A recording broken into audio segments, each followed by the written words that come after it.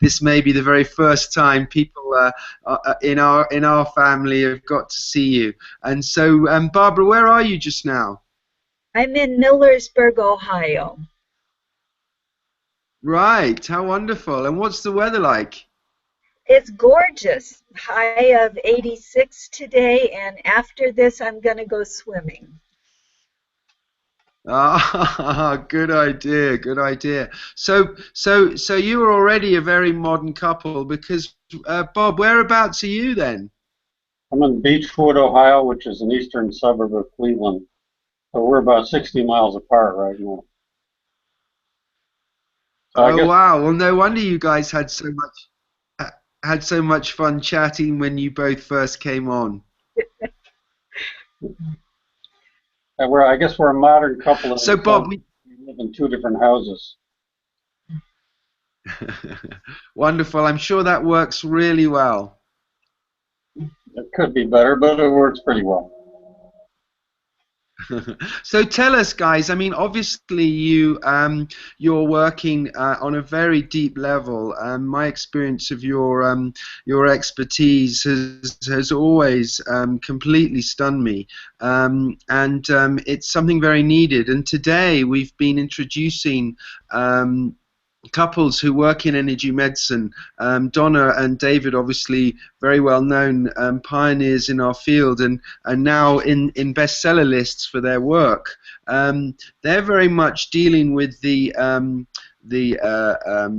normal issues that a family faces in their health, but you know, on very strange and rare occasions, things happen, and we have to call in people like you, Bob, and you, Barbara. So perhaps you could tell us a little bit about what it is that you do, and we'll give Bob more the microphone to start with, Barbara. So when he has to peel off, we can catch up with you. Okay. Well, let me say that Barbara and I met about 3 years ago when she came to a presentation I made of the video of depossession. I had an hour-long video of a patient of mine who had a number of spirit attachments, and Jack Stuckey was kind enough to take some illuminator photos while we did the video. I've had the occasion to show that a number of times, including at ICENE and at ASEP even. And the time that I showed it in the Akron area, Barbara was the one who donated the digital projector for it. So she sat in the front row nodding her head about everything I said, and I thought at least somebody in the audience understands what I'm talking about. So what I'm talking about generally is the effect that it has on patients in my practice when they have a spirit or more attached to them. And this, of course, is pretty far out stuff for a psychiatrist to do. But I was led to it by a long and complicated path, which took me from energy healing within the hands-on methods to shamanic work, where I would drum and communicate with spirits of a helping kind.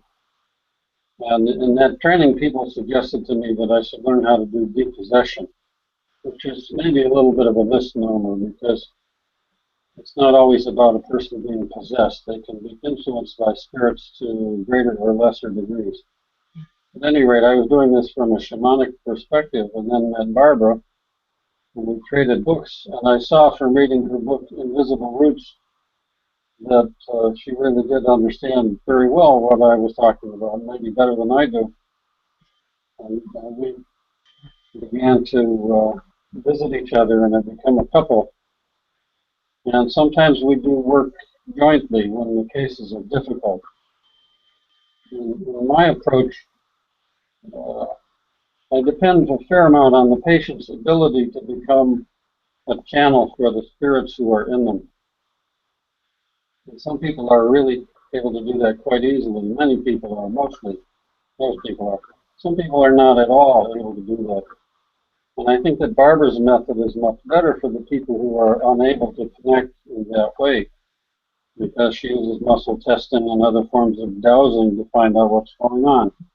And in that way gets people tuned in a way that I was not able to do before. She also fleshes out what I was doing because her work is much more systematic and comprehensive. She likes to take an inventory of everything that's going wrong with the patient and then comprehensively goes through the list and clears it all up, or at least attempts to. And I suppose that in some way her association with me has helped her to broaden her perspective on some issues.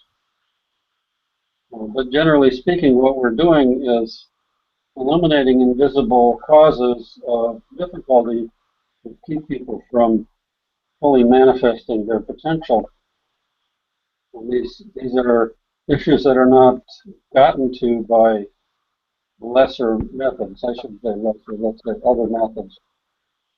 I've noticed that in the healing world, among the psychics and healers that I've had anything to do with, there's often a fair amount of discomfort with the idea of dealing directly with what they would call negative energies or entities.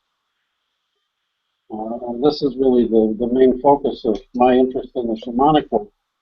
It's dealing with spirit beings who don't belong in the field of the patient. Many people are so uncomfortable with that they would prefer to think that it doesn't exist, or that if you're real interested in it, you're creating it because of your vibrations. I don't think that's the case. At any rate, when I'm able to find the spirits in the patient and to remove it successfully, which is probably more than 90% of the time, the patient's transformation is immediate and profound in a way that I haven't experienced with any other form of psychiatric intervention. So it keeps me excited about doing it, even though I'm pretty far out on the limb in terms of what my colleagues are doing. So maybe that gives you a little nutshell of what I'm trying to do. When Barbara and I work together, that's really fun. When we work together on a case, it's often because the case is particularly difficult or complex. Sometimes the work is done at a distance. We do these sessions over Skype or the telephone often. Probably do more face-to-face than Barbara does. Most of her work is done at a distance. Sometimes the patient is too disturbed to participate in the session for a variety of reasons. So then I'm much more comfortable doing remote work on someone who's not directly participating at the moment when I have Barbara to help. And in that way, we become a duo where she is more of the medium and I'm the practitioner, although we both are tuned in psychically to what's going on. But having us both tuned in gives me more confidence that we're actually seeing something real when we see something similar. And at the same time, we're doing dowsing with the pendulum or muscle testing as another way of verifying what's going on. And some of those are very complex and very far-reaching in their implications. Do you want to add anything to that, Barb? Well, I'd like to say that what's so great about having you on the team is that you are fearless. There is a point where we go into dark things where it's sort of like, I won't go beyond that. And you always say, well, let's go there together. And when I have your presence and your spiritual courage with me, then as a team, I'm able to go further than I'm comfortable going alone. All right. Well, I would know that I'd call it courage. Some time ago, when I was running a channeling group, Archangel Michael came to the group to speak to us. And one of the things he said to me was that I should never be afraid of anything. And if I was afraid of something, I should call him and he would take care of it. So I took him at his word. And I would say that it's worked pretty well. Worked really well. One of the boundaries that Barbara has had is in dealing with what she calls a high-level dark force entity. Another term for that might be an archdemon. So in the demonic world, in the world of negative consciousnesses, or parasitic consciousnesses, I you could say, it's kind of military in its style. There's a definite hierarchy and a pecking order. So often when we find a being like that in a patient, they have somebody higher up they have to answer to, and they're terrified of. And on occasion, we've had to deal with some of these higher level beings. So one time when we were doing this, Barbara was not feeling comfortable with the usual situation where she would channel the nasty being, and I would talk to him. It's sort of like doing an interrogation in a police movie. We put him in an interrogation room with security around. So she was muscle testing whether we should do it that way or not, and the answer she got was that she should not talk to the dark being herself. And in that case, usually what she would do is ask Archangel Michael to deal with it in whatever way is the most appropriate. So I suggested, why don't you muscle test whether it's all right for me to talk to the entity? And she got a yes. And then, is it all right? Is it in our best interest if Barbara channels the responses of the entity? I got a yes. So against her better judgment, we went ahead. And I found it kind of fun, actually, talking to arch bullies of the negative world. They're really kind of silly in a way. But I wouldn't call it courage, because here I am, just this little old guy, a country psychiatrist, talking to somebody who claims to be Beelzebub. By the way, that's apparently a common name in the dark world, sort of like John is among us. They're not very impressed with me, but they're very impressed with the archangels that are standing behind me. So it's sort of like I'm willing to talk with the village bully as long as I have my 20-foot tall giant standing behind me.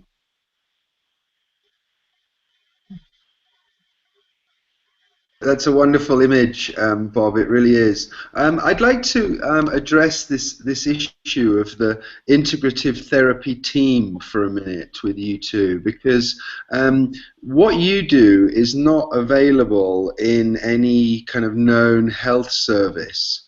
So, Barbara, if you think about this for a minute, the fact that you work at a distance and you have Bob to embrace in your team, does that give you confidence now in the public domain to be available globally when situations arise?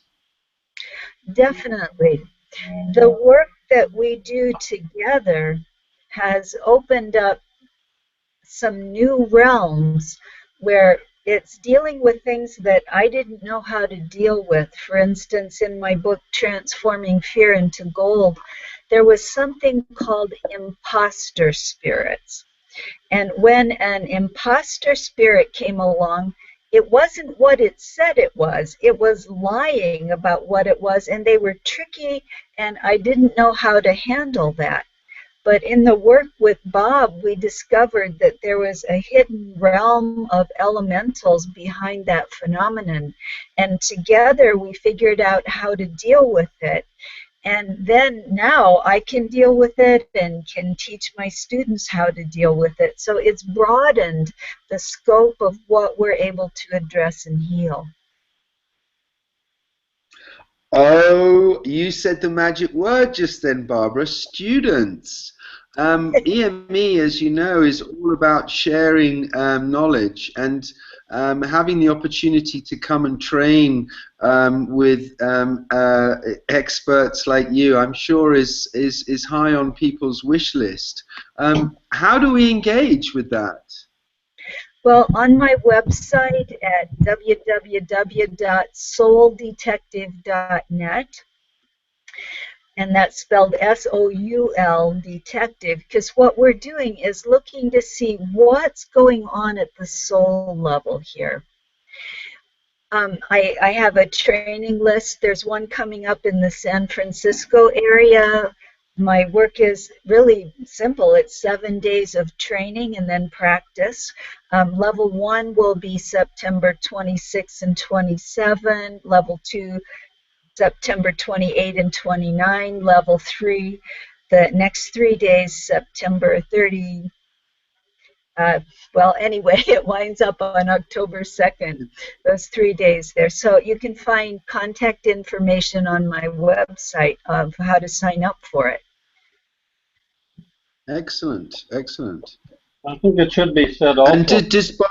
as far as being globally Yeah. available, Barbara presents herself to the public as a spiritual coach and mentor, Right. not as a licensed health professional, although she has a license in Ohio as a social worker. And she's doing this kind of work that's called spiritual coaching and mentoring. And I think that's very appropriate because the approach is clearly not anything resembling ordinary psychotherapy or medical intervention. And the same with me. When I'm doing shamanic work, I have a patient sign a disclaimer which says that what we're doing is not a medical procedure, it's not covered by their insurance and so forth. And that's an important distinction because this is clearly not recognized in any serious way by any medical board I know of. And I want to make it clear that it's a separate kind of an activity. Right.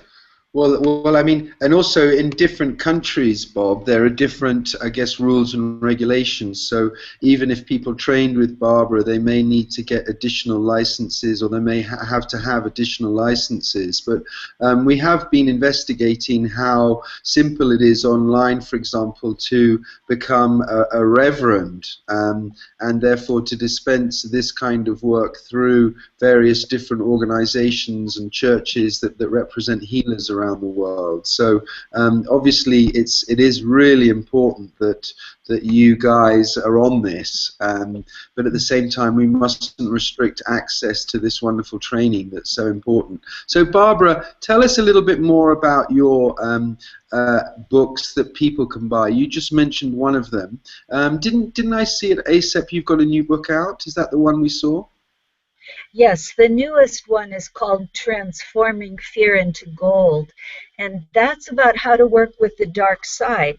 Now, it sounds so scary in the beginning, but really, as Bob mentioned, they're just like big bullies, and there's a way to help them find the spark of light inside of them, and then they remember that they were angels created by God, and you help get them reconnected. And it's sounds funny to say, but it's actually really fun to work with them, help them see what their misconceptions about what the light was, how that determine their behavior. They're out stealing energy from people, anyone who's wounded or hurt. They get in like a bacterial infection in a cut, and they try to steal energy. But when you show them how to plug directly into source, that energy is so much better than the piddly amount they've been stealing that it's really easy to get them to convert. Then it's a win-win situation. So that book outlines the process that I use in my soul detective trainings for transforming the fear programs of the dark side into the golden light of the love that the true creator of all has for each of us. The book before that is called Invisible Roots, and that's about working with earthbound spirits and past life trauma. And the very first book I ever wrote was called Cancer as Initiation. That was my initiation of going through cancer 23 years ago. And I got well. I'm so happy. Wow, what a fabulous story, my God. So, in a way, if people are going to be doing this kind of serious work and coming all the way to San Francisco in September, getting your 3 books and reading them seems to be quite a sensible first step. Yes, yes. And of course, Bob mentioned, sorry, carry on. Invisible Roots is the first step. That's the first book I wrote after I knew how to do energy psychology. And what I do is a Right. bridge between energy psychology and shamanism because it goes beyond just the emotional body and the mental body into the spiritual realm to deal with things that are happening invisibly to our eyes, but that have quite profound effects on our lives. It's beautiful. So if for example, someone is listening to you guys now, and they have concerns for a member of their family or for themselves that they may be being affected in this way, how can you tell? What are the signs, and what sort of things can we do to kind of deal with the sort of simple type of entities perhaps we're talking about here, uh, Barbara? Okay, well, I'm going to say one way for the general public is to fill yourself with light. Don't give fear any room. If you are afraid and you focus on that and you just get more scared, that lets the dark side in. So here's an intervention. If you're afraid, you just put your hand over your heart and go clockwise as you look at me, down on the left and up on the right, and say, I accept all of my feelings about this thing that I'm so afraid of. And then there's a series of 3 points to tap that cut through fear. They're under the eyes, that's the stomach meridian, under the arms, that's the spleen meridian, and under the collarbone, that's the kidney meridian. Actually, Roger Callahan wrote a book, The 5-Minute Phobia Cure, the Cure for Fear, and it's tapped those 3 points, under the eyes, under the arms, under the collarbone. And the second thing, which is a great way to fill yourself with light, is a meditation that Bob has on the internet called Meditation of the Golden Light. And I'm going to ask him to talk about that, because when you're full of light, there's no room for darkness. That would be on my YouTube channel, which you can find by looking for Robert Alcorn meditation. There are two meditations there. One is the Golden Light meditation, and one is the Heaven and Earth. Heaven and Earth involves a little more grounding than the first. Either one is fine. But I often have people go to that meditation while they're waiting for their first appointment, because they can be quite anxious and even get more stirred up in anticipation of a meeting. And it can be helpful. I've had people who had terminal insomnia that nothing would help them sleep. One fellow was listening to my Golden Light meditation on his iPhone with his earplugs in, lying in bed at night, and fell asleep during it, and didn't need a sleeping pill after that. What's the side effect that apparently is very helpful? I thought, Thornton, that you were talking about how does a family recognize when our kind of work may be useful to them, and I think that's difficult to say in a sense. Some people are more tuned into this to begin with, and think spiritually about what's going on. When I learned about depossession to begin with, the teacher gave us a list of the common signs of spirit attachment, which is about a full page long, and it read to me like a compendium of a complete list of every known psychiatric symptom. So basically, if you had a psychiatric symptom, you might have a spirit attachment. You're likely to have a spirit attachment if you are a human being, in America at least, because people in America don't believe in ghosts, they don't believe in spirits, and so they don't think about it. They're not aware there's a risk of that, and they don't think that's a possibility. But it's very common. I don't know if it's absolutely 100% of everybody, but it's certainly very common that there is at least one ghost hanging on to you. A lot of people die and don't cross over. They're afraid to cross over. They don't know how to do it. They're confused. They don't even know they're dead. So that part's pretty common. One of the things that makes me think that there may be a spirit attached is a person has an operation, has a surgical procedure in the hospital, or wherever they do that, in outpatient surgery, and there are many complications afterward.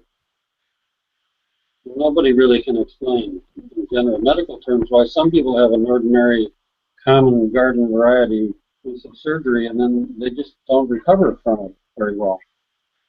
So sometimes what that means is that while they were under anesthesia, the soul of a person who died while in the hospital found them and went into them looking for comfort and for an energy source. I have one patient in particular who had a knee replacement done and then had all kinds of trouble afterwards, mostly pelvic pain, uterine pain, cramping, and so on. And we put her in trance and found that indeed the spirit was lodged in her uterus and had come into her during the knee procedure. So that's pretty common. Hearing voices is almost entirely the result of spirit attachment of one form or another. So the possibilities are many. Basically, I would say that if you're having a complicated medical problem that's just not getting well with the best of care, then you have to look deeper, and looking for spiritual causes is a good way to go. I'm going to have to slide away. Fascinating, Bob. Sorry, carry on. I'm going to have to leave in just a couple of minutes. Yeah, no, we understand. You've got an appointment. Yeah, right now, actually. So why don't we let you tiptoe off now, Bob? Because obviously you've given us a few nuggets to take home with. The first one that I'd like to repeat before you go is you said my YouTube channel. Now, you know, my ears go doing. That means that's a fantastic resource for people to access information that you've already recorded, I understand. Right, and that's totally free to anybody in the world. So very often. Wonderful. So what do I need to search for on YouTube? What's that? Say again, please. What do I need to search? What do I need to search for on YouTube? Robert W. Alcorn, MD. Okay. So that's simple, and also you're a member of EME. So if people type your name out in a chat box, for example, they will be able to communicate with you and either get access to you directly as for a session, or to perhaps access your training. Now, Barbara's doing a training in September in San Francisco. I also heard you were going to be in. Actually, I'll come back to that one, Barbara. But are you also doing a training? Do we have a date from you, Bob, when we know we can access you, or do you do it all one-on-one? How are you doing these things? I'm not currently offering any trainings. But we are speaking together in Montreal at the Society for the IIIHS conference on Tuesday and Wednesday in August, and that's a great conference. We'll be speaking on Wednesday, the 19th of August, and together on the 20th of August at that conference in Montreal. You can Google IIIHS.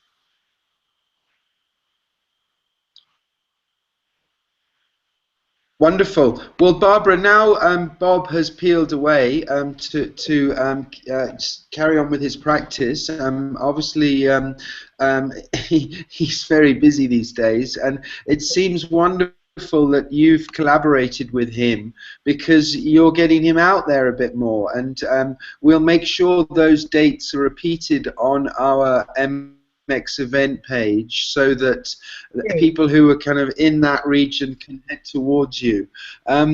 So Barbara, Bob actually had some interesting advice on the process of is this a possibility? Medical interventions and hearing voices and such like. Now you use other techniques such as muscle testing and dowsing, radiothesia, as I understand it. Yes, basically, but let me say a little bit that it's different if you have an earthbound spirit, a dark force, an elemental, or something different. The symptom of an earthbound spirit attachment, the primary symptom is you're tired. It's like somebody else has plugged into a battery designed for one person, and you're running two people on it. And people may have feelings that are not their own. And when someone dies and can't get to the next world, they get confused and disoriented and quite depressed. If nobody will talk to them, it's almost as if they're not there because they may not realize they died. So when these kinds of symptoms show up, especially after a dearly loved one dies, if someone in the family can't let go of that person, it's like, I need you, don't leave me. That spirit may stay stuck. And then it's bad for both the deceased and the living person because the living person doesn't have enough energy to run their own body and may fall into illness. But the deceased person, it's better if they go to the world of light, get reoriented, and then I hear we get jobs in the next world. And one job they can get is to be a spirit guide for someone they love who's still living. Now, how great would that be to have a spirit guide who can stand outside of time and see the future? Don't you think you could get better advice that way? Okay, are you still there, That's Thorne? such a Okay, Yes, yeah, yes, very much so. That's a beautiful image. I'm just muting my microphone so any okay. background crackle doesn't come on. But I can assure you, I'm grinning from ear to ear, as you can see. I don't know why. I suppose it must be part of this whole process. But all the while you were speaking, I kept having this sort of discussion, I guess, with my higher self about children. And there were a couple of things that came up in it. I also heard and listened to every word you were saying as well. So I was obviously, in the zone. But this concept of, just a particular focus, the Ouija board games that they sell widely around Christmas time, very much targeted at children. I'm wondering what you could say about that. And then also the other side of it is obviously Bob's alluded to the fact that we're in a real soup at the moment, and a lot of people seem to be affected by some kind of attachments, even if they're just like a sort of tiny little etheric bacteria. But the issue of children and their exposure, and then also their clairvoyance and insight. I mean, how do you deal with this? It Well, must be very interesting. yes, let me say something about the Ouija board. I believe, and this is just my belief system, and I hope they don't sue me for saying what I think, but it opens a portal to another world, and anything can step through that doorway. It's an unprotected portal. A dark force can come in through the Ouija board to a person who's innocent and get some access to their energy. I do not recommend getting information through Ouija boards. There are other ways that dark energies can get in when we're traumatized. If we witness a tragedy or murder or something like that, where there's dark energy there, the shock of it disrupts our normal protection and it can let dark things in. When people get dark stuff inside them, then here's what usually happens. They'll be like normal, but under stress, all of a sudden they'll switch and like their eyes will get real mean and their face will change and they'll be nasty. like a parent to a child. And then afterward, it's almost as if they don't remember they were mean. Like they might even say to the child, but I love you, you know. And then the child's trying to put together, if my father loves me, how come he got this mean look and hit me? That's a sign, that kind of personality switch is a sign that a dark thing intruded into a parent's relationship with someone and did some damage. And then we think it's like the parent, but it's really the dark thing that invaded the parent's wound. When people have that kind of unpredictable behavior, that sounds more like an entity invasion than an earthbound spirit, something mean, something from the dark side. With children, they're So, vulnerable. Barbara, Go ahead. yeah, sorry. No, carry on. You're going to speak about children, and that was. Yes, children are vulnerable, and if they are abused, sometimes a dark force will step into an abused child thinking it's helping the child, and it will say to the child, instead of being so vulnerable, let's get mad, because being angry feels more powerful than being a helpless victim. So the child gets angry, and then when they get big enough to fight back, they can stop the abuse. But that dark energy stays with them through life unless there's intervention. And then they keep getting angry at the world, and it's hard to have a relationship with someone who has that kind of anger seething inside of them. So if you know people like that, especially people who have been wounded and damaged, then a procedure of helping that dark thing transform can be very useful. And what I teach in the soul detective work is that once you help the entity transform, you have to go back and heal the wound that let it in. It's like when I broke my arm, they cut my arm open to put a plate in there. Thank goodness they put it back together. But if I hadn't put salve on that wound and antibiotic, it could have gotten infected. So when you're hurt, you have to treat the wound and be sure it's not infected by dark forces. And once you heal your wounds, they can't get in. It's like you have your defense up. And the more you focus on love and light, live from your heart, forgive everybody for everything, because they really don't know what they're doing when they hurt other people, as we are all connected at the core, then your light radiates and you're not vulnerable in the way you are if you're afraid and you make yourself small. When you stand in your fullness of your own light, in the fullness of your own light, in your true self, you are powerful and they cannot get in. That's my opinion. That's fantastic, Barbara. Now, obviously, there's going to be 1,000 questions from this wonderful discussion.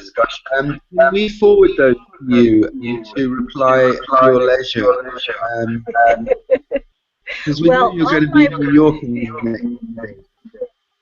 On my website, there's a tab called Topics, and it has a discussion of each of these different phenomenon and a case example of how it works. There's also a list on my practitioners page of a couple dozen soul detectives that I've certified. I'm saying they know what they're doing, and my schedule is pretty full, but there's some opening in some of them.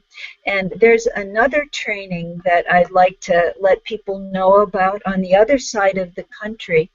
My colleague Harriet McDonough is a soul detective trainer. I have a teacher training program for people who wish to be able to teach this. And her workshop is on Long Island. It's you're probably going to laugh at this, that I believe it starts on Halloween.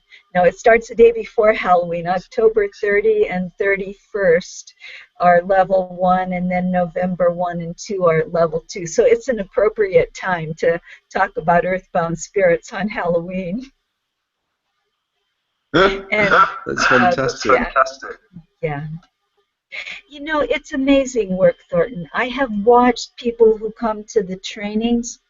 Once you face your issues and you get the tools to, first of all, heal your own past life trauma, that's level one.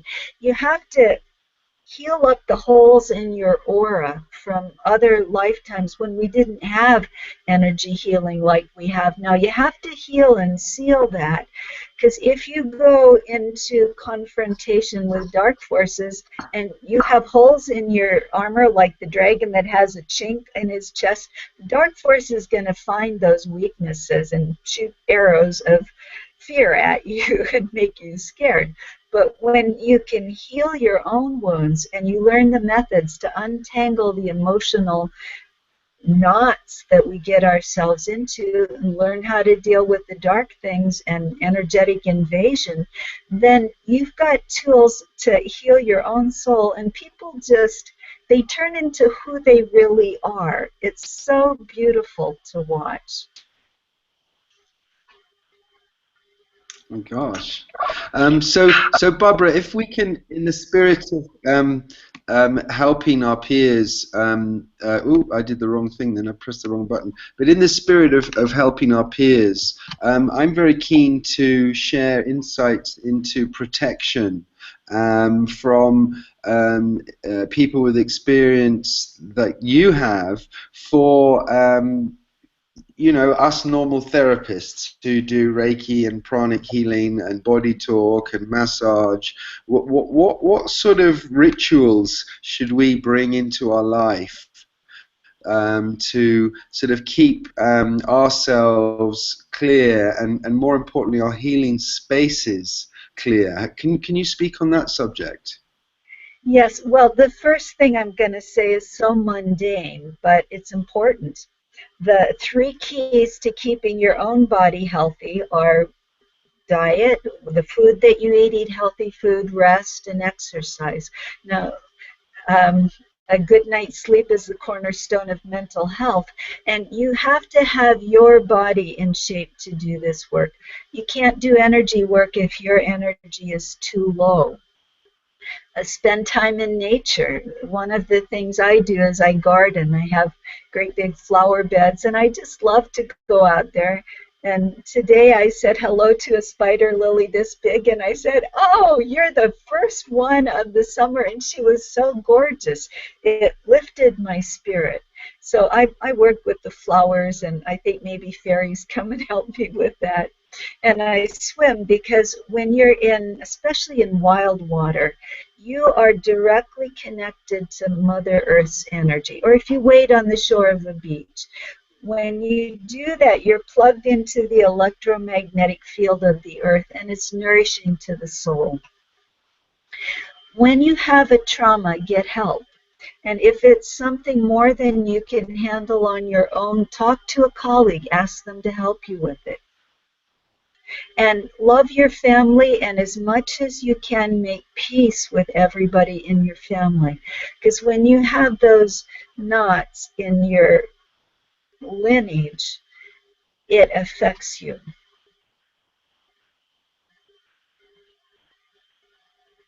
I'd like to just say a personal something. My father is 93 years old, and he and my mother just had their 70th wedding anniversary on Valentine's Day. It's pretty amazing. And my dad, up until 7 weeks ago, had been running his own business.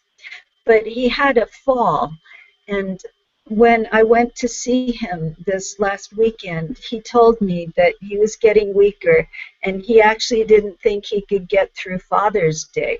He thought he was dying. Well, Bob came, and one of the things that my father and mother have recognized is what a healer he is. So, of course, Bob walks in the door, and pretty soon Dad says, "Can you help me with my pain? Can you do anything to help me heal?" And Bob's very gracious and generous. So Bob did a healing on him. I did healing work on him. And between the two of us, Dad revived a little bit. And he went to the doctor this morning, and found out that he's got a broken hip. He's had a broken hip for 7 weeks and didn't know it. So he's going to get surgery tomorrow. And Mom told me, she said, I don't think your father would have lasted through the day yesterday if you and Bob hadn't been there to do that healing work on him.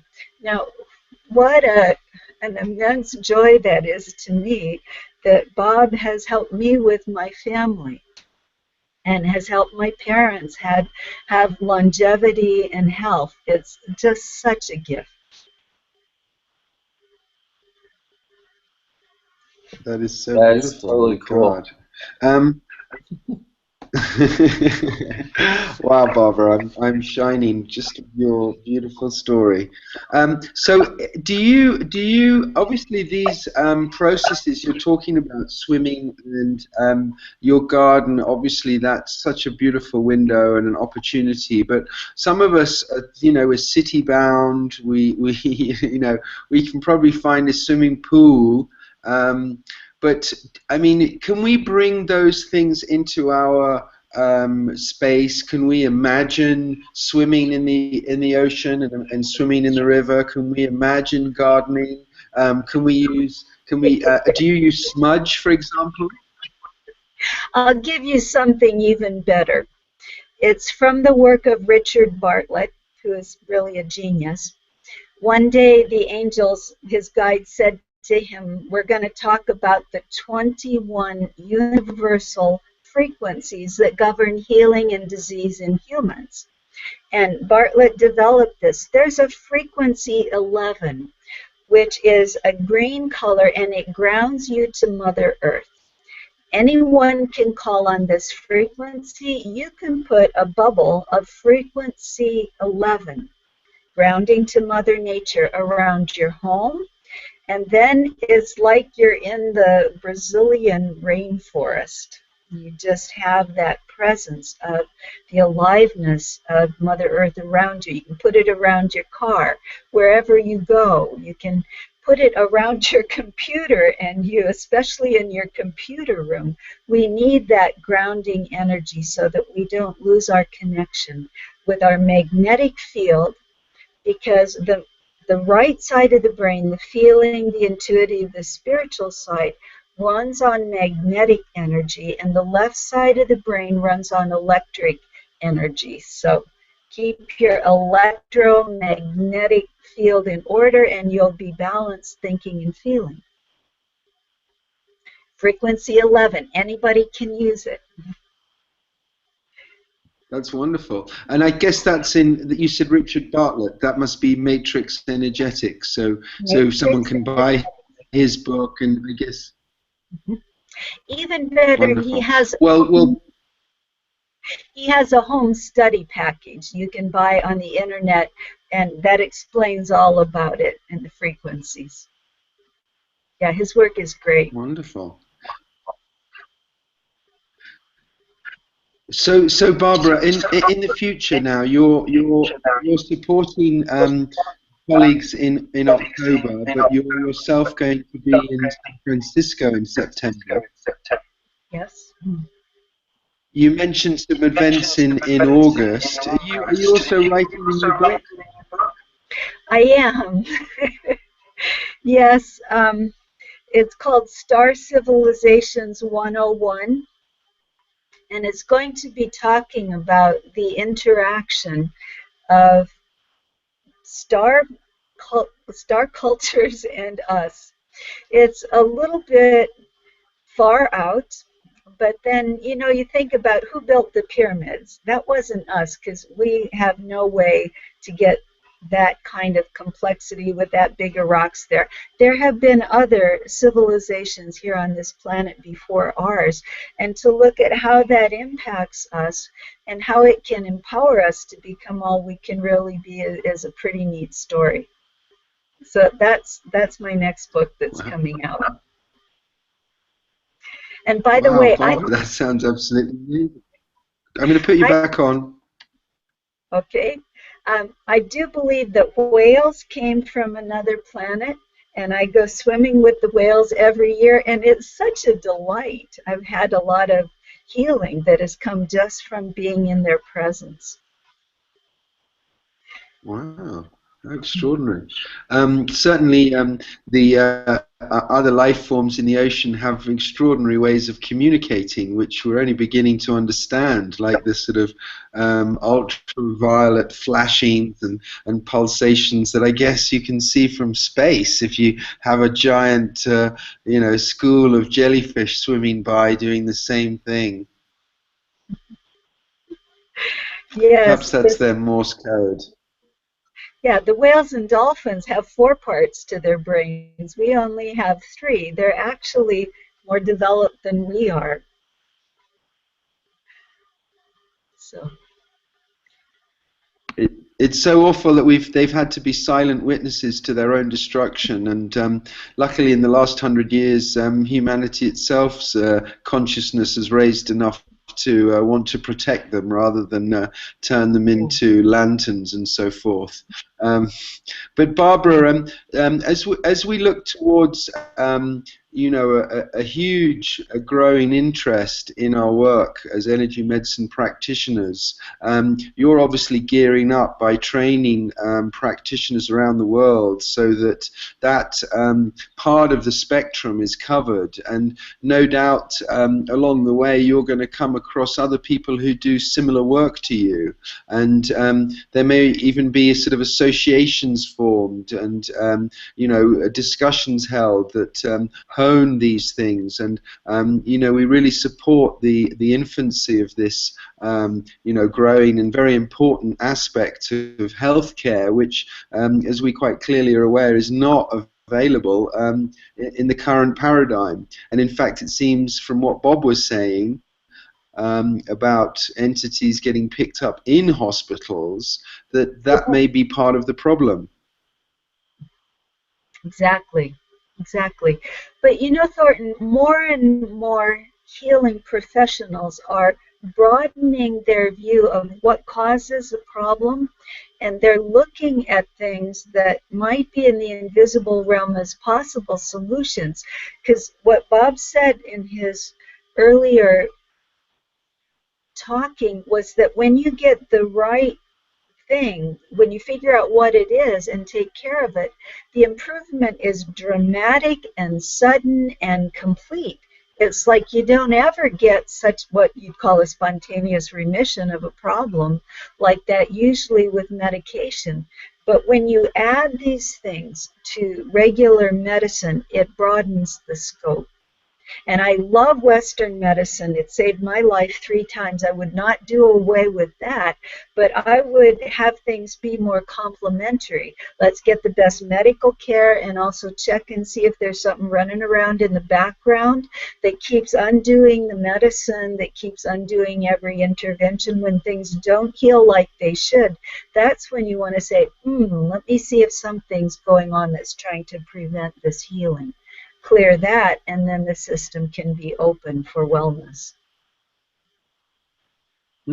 I mean, in ironic, it's the fact that your work is non-threatening to their corporate mentality in medicine that it may well be the integration that you're talking about happens more closely between, surgeons and people like yourself than perhaps modalities that they may consider are actually challenging what they do. So it is a very interesting time we're in. But how do you feel about the actual environment?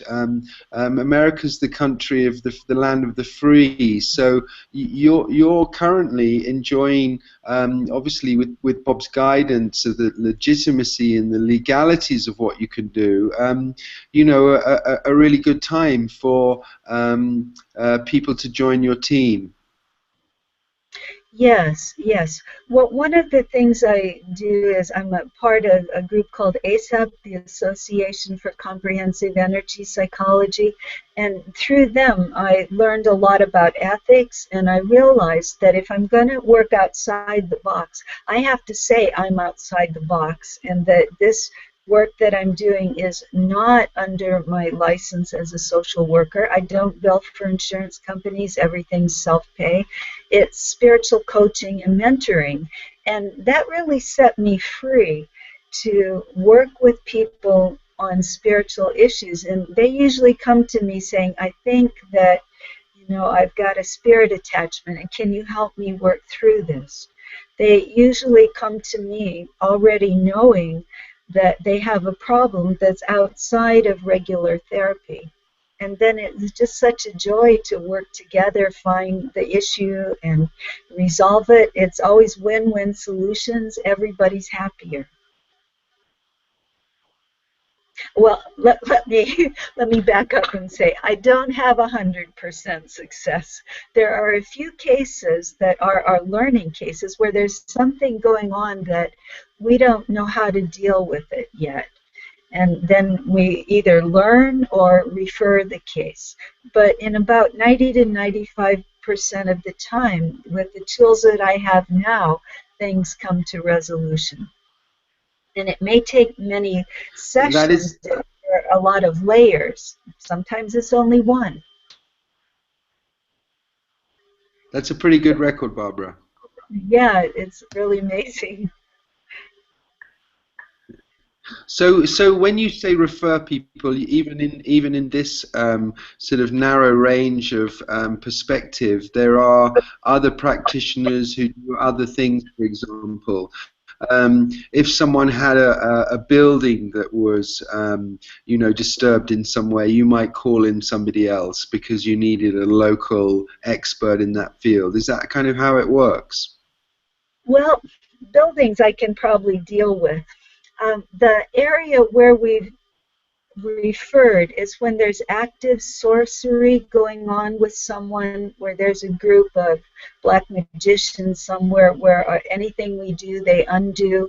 We don't have expertise on how to counteract sorcery, so we will refer a case like that to someone with more knowledge than we have. Wow, wow. It's such an That's interesting about thing, and obviously there are conditions perhaps being misdiagnosed in the medical arena right now because of an ignorance about this particular area that you're working in. right. And, people don't come saying, I have sorcery on me. They come saying, I have problems, and we work on the problems and we fix them, but then they get undone. We correct something and it gets Right. messed up again. And after a while, we say, what's behind this? And then if we find through our inquiry into the spiritual realm that there is sorcery there, then that's a time that we would refer, because this is not something to dabble in if you don't have security about being able to handle whatever's there. So if there are human people behind Wow. this, upon dark forces, that's beyond what I know how to deal with. So fortunately, we have a colleague who's really good at that, and we refer to her. Brilliant. Well, it seems, Barbara, that you're very much kind of master of your world now, and that is the time generally when people are able to access this kind of information. So it's a great honor for us to have you here, not just on this MX event, but also as part of our EME community, because you have piped in when people have got issues, and I'm sure people realize that they can just contact you directly through our various platforms. Now, we've had a long day here at EME, technically. Craig and Alina have been interviewing Donna and David, and Kimberly and I and Susan and Sira Ristishi have had a wonderful journey, and now Bob and you have capped a fantastic experience. I hope everyone who's still with us has had a brilliant day. All EME events allow us to view it afterwards. So if you've not managed to watch this live with Barbara, she's smiling in front of us, you'll be able to catch this segment from the archive. Barbara, I'm going to let you go now. Thanks so much, and God bless you. A most delightful necklace and top you're shining with this, and to share your inner sanctum and all your wonderful books and manuals. We can see how thorough you are